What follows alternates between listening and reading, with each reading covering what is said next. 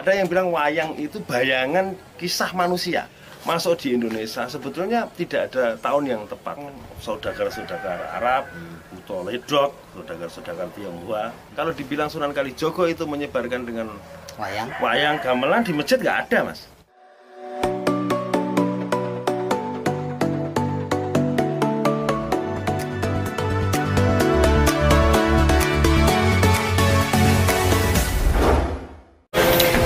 Selamat siang teman-teman. Hari ini saya masih bersama Mas Yudi. Mas Yudi mungkin bisa dikatakan beliau adalah salah satu budayawan dari Gunung Kidul. Kita akan bincang-bincang ya beberapa hal tentang seni budaya yang ada di Gunung Kidul. Termasuk di belakang sini apa namanya, sendang apa ini? Sendang Ngawu atau lebih dikenal dengan nama Sendang Mbah Jinggot atau Mbah Jebres. Ini kan bisa cerita sedikit tentang Sendang Ngawu itu. Sebenarnya saya sendiri kalau porsi saya tidak berhak, karena pertama ya saya masih muda dan saya pendatang, hanya saja berdasarkan cerita gugon-gugon atau turun-temurun. Ini merupakan satu belik petilasan dari Brawijaya, masih rancu Brawijaya 1 atau 2. Yang jelas dikisahkan dia menjalankan pati obong, juga masih rancu apakah beliaunya yang pati obong atau istrinya. Gitu kan, yang pati obong di Kobaran, Pantai Kobaran.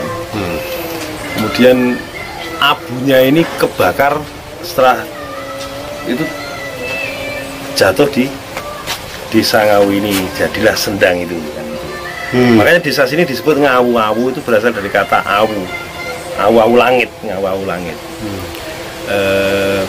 Mengenai fase atau tahunnya memang agak rancu juga. Misalnya desa ini Ngasemrejo, ada juga dulu wilayah sebelum ada secara yuridis ya. Secara yuridis itu ditetapkan ini Ngawu, dibentuk kelurahan dan sebagainya, belum ada strukturnya, itu dikenal juga Ngasemrejo karena di sini ada pohon asem yang cukup besar. Katanya dulu jadi pindahan juga. Jadi dia berpindah di sini Ngasemrejo. Sumberjo karena di sini ada sumber air yang membuat masyarakat atau warga. Rejo itu kan rame atau makmur lah. Gitu terus.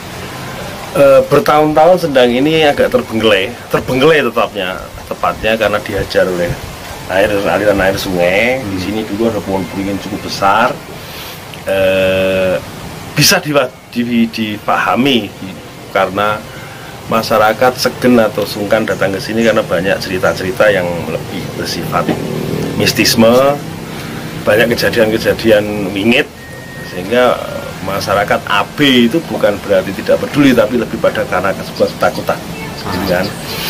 Nah, air sungai ini menghajar pohon beringin, setiap ada banjir itu merendam, sumber mata airnya tertutup lumpur, sampai akhirnya pohon beringin itu sih tumbang di tahun 2008 kalau nggak salah. 2006, 2008, sekitar itulah, sebelum gempa. Di gempa Jogja itu 2006 ya, sekitar 2006. Nah itu terus saya kemudian terpikir untuk merenovasi. Sebetulnya bahasa saya itu bukan membangun, tapi mengembalikan itu batas-batas sungai di mana ini masyarakat yang menentukan. Terus saya mendatangkan eskavator untuk mengeruk sekaligus menguruk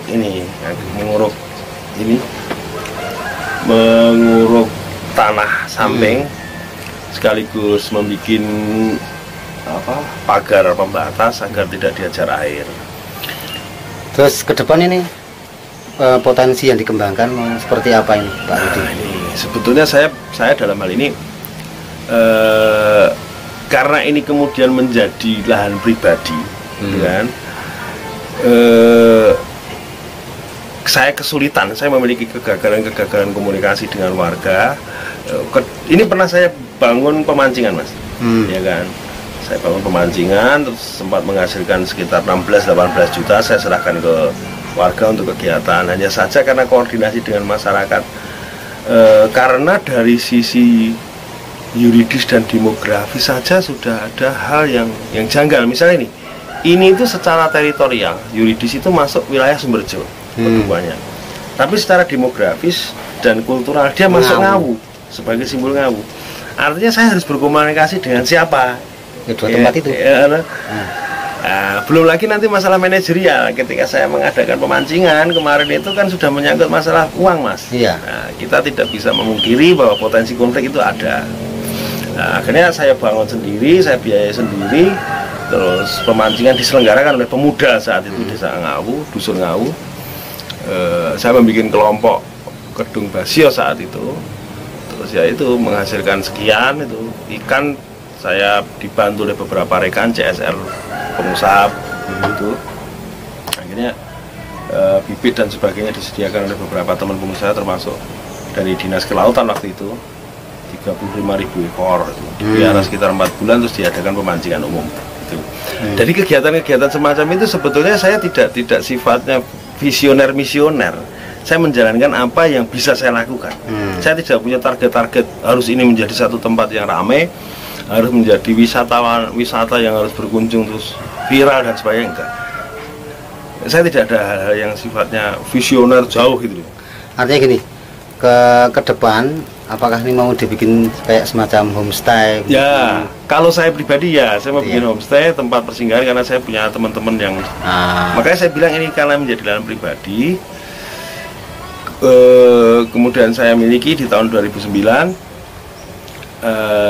Maka ya akhirnya saya orang yang gagal bermasyarakat lah istilahnya kan. Saya orang yang kebanyakan rapat itu pantang, Mas, bagi saya. Makanya saya kuasai, terus saya miliki itu, saya akan bangun sendiri. Tapi tidak melupakan sisi sosial dalam diri saya. Artinya tetap dipungkiri atau tidak, ini jalan kita bikin, masyarakat bisa menggunakan ke masjid, ke sekolah, dan ke pasar, jembatan saya bangun dan sebagainya. Jadi apa itu namanya? Karena kalau saya rapat, saya itu kesuwen. Pertama selain kesuwen juga bertele-tele nanti proyek belum tentu jalan karena diabetes, Mas. Wedang-wedangan tuh. Itu mau. Nah, kayak gitu, hal-hal yang macam itu. Saya sebetulnya di awalnya saya mau jadikan di sini pusat seni budaya.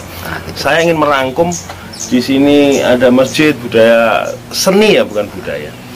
Seni Islami, seni kejawen dan sebagainya. Nanti saya mengambil sisi-sisi baik dari seluruh potensi seni itu, anak-anak dilibatkan, terutama anak-anak. Selama ini saya ada sanggar juga, Sanggar Basio. Kebetulan anak saya seorang dalang itu. Saya ingin idealisme dalam pikiran saya bisa mengembangkan potensi-potensi yang ada. Ini yang berikutnya, ini tentang wayang, Pak. Wayang itu sebenarnya apa sih, Pak? Nah, gini. Kalau bicara pewayangan, kebetulan karena kepentingan pribadi saya, anak saya berbakat wayang, dalang waktu itu di usia TK, kemudian akhirnya saya berkiprah penggiat seni pedalangan. Jadi bukan dalang saya, tapi sedikit banyak saya tahu tentang pewayangan karena dari leluhur saya kebetulan seniman-seniman Jogja. Zaman Gestapo itu habis karena dianggap tersangkut lekra dan sebagainya. Tapi aliran bakat seni dan naluri seni itu pasti masih tersimpan. Nah, kebetulan anak saya Betran Pasandaru kemarin sempat menjuarai dalang, festival dalang di Yogyakarta. Dia juara 1, dia 3 kali duta seni. Dia sempat terlibat dalam pemecahan rekor muri bersama keluarga Mangkunegaran. Dia sempat jadi terlibat dalam industri periklanan kopi kapal api. Artinya itu jelas, kalau bisa disebut bukti, itu bukti bahwa saya benar-benar pernah berkiprah di seni pedalangan anak-anak, terutama itu begitu mendalam. Hampir semua kegiatan pedalangan itu saya pernah, atau saya ini puncaknya saya terlibat, sampai puncaknya saya bikin sanggar seni Basio, itu Balai Anak Seni Yogyakarta. Itu tentang wayang sendiri itu sebetulnya ada berkembang di 46 negara. Jadi tidak hanya Indonesia. Gitu kan. Semacam mupet ya, boneka peraga itu berkembang. Nah, cerita Mahabharata kemudian dan Ramayana jelas berasal dari India, gitu kan. Ada beberapa versi ya, saya sempat mempelajarinya. Ada yang berkembang di Indonesia ini versi Walmiki. Bentar, sebelum jauh-jauh ke sana, kita ingin ungkap dulu, ini wayang itu sebenarnya apa? ada beberapa penjelasan yang penting. Kalau wayang itu ada yang wayang-wayangan atau gambaran, nontonnya dari belakang, dari secara teknis ya kan, dari geber. Terus ada yang bilang wayang itu bayangan kisah manusia, emosi manusia, kognisi manusia, istilahnya itu sejarah manusia. Manusia ya hanya berkutat itu, sakit hati, pengkhianatan, balas dendam, terus begitu. Dari sisi bayang-bayang hidup manusia kan cuma itu, dari zaman kapanpun itu ya. Tapi kemudian karena ada juga yang mengatakan bahwa wayang itu cerita tentang raja-raja, para bangsawan dan para kesatria. Rakyat nggak ada. Kalau mau jujur ya kan, nggak ada cerita tentang kerakyatan itu. Muncullah Punokawan. Ya sebatas itu. Tapi kisah di dalam intrik-intrik politiknya tidak ada demokrasi, ya kan? Tidak ada keterlibatan, ya kan? Tidak ada intrik bagaimana pemilihan ini. Tahu-tahu ya ini anak raja seret. Ada sesuatu yang berbeda di situ. Kemudian wayang sendiri masuk di Indonesia sebetulnya tidak ada tahun yang tepat, karena ketika orang mengatakan bahwa wayang kulit adalah karya Sunan Kalijogo abad 1300 atau 400-an ya. Itu ternyata di beberapa candi di Jawa Timur, Candi Jago dan sebagainya, itu sudah ditemukan bukti adanya wayang, relief wayang itu. Termasuk misalnya orang mengatakan bahwa Kalimat Sodo itu kata dari atau kalimat syahadat. Ternyata sudah ada Kali Usodo itu di abad 11.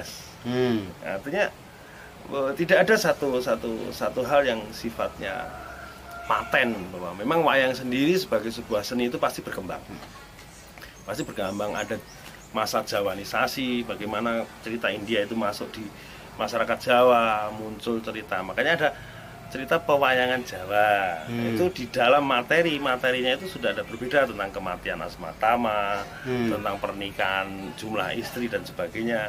Pandawa kan itu ada beda. Kemudian masuk zaman kolonialisasi di mana di Jogja sendiri Gagrak Nyi Anjang Mas kalau nggak salah, atau kebalik, yang satunya Gagrak Solo itu Panjang Mas.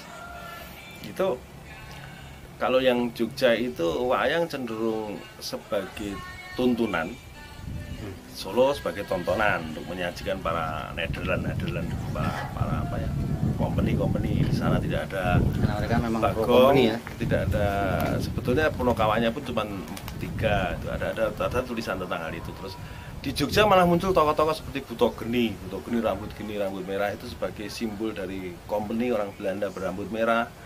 Kemudian Buto Terong, saudagar-saudagar Arab, Buto Ledok, saudagar-saudagar Tionghoa. Kita harus masuk dalam settingan ini, bukan sebagai sebuah semangat sara, tapi dari situ orang Jawa mulai berontak dengan memunculkan tokoh-tokoh itu. Punokawan itu?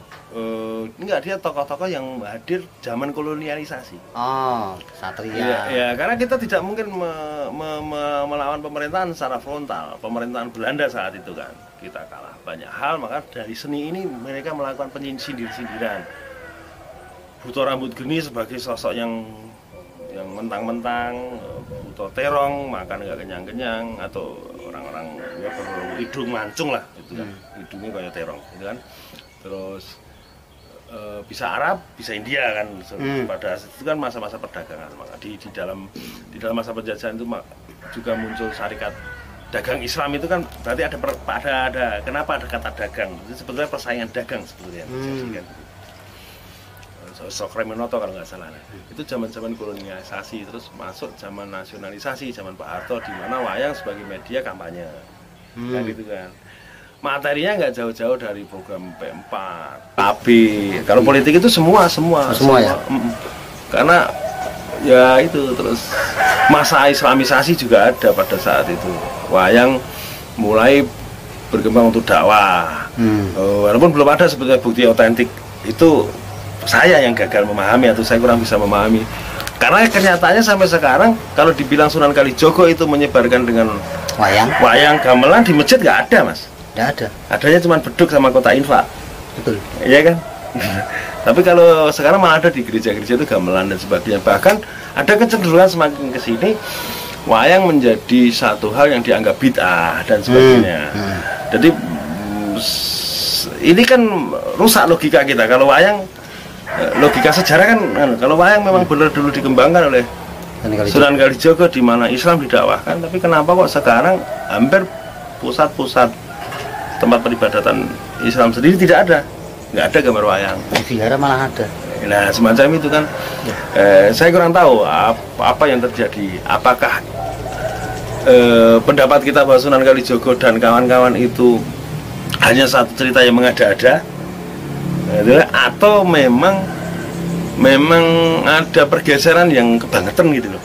Dari yang tadinya dulu orang memanggil orang untuk didakwahi itu dengan seni budaya, sekarang malah seni seperti bahkan musik aja sekarang sudah dianggap bid'ah dan sebagainya. Tapi itu fenomena lain. Jadi kalau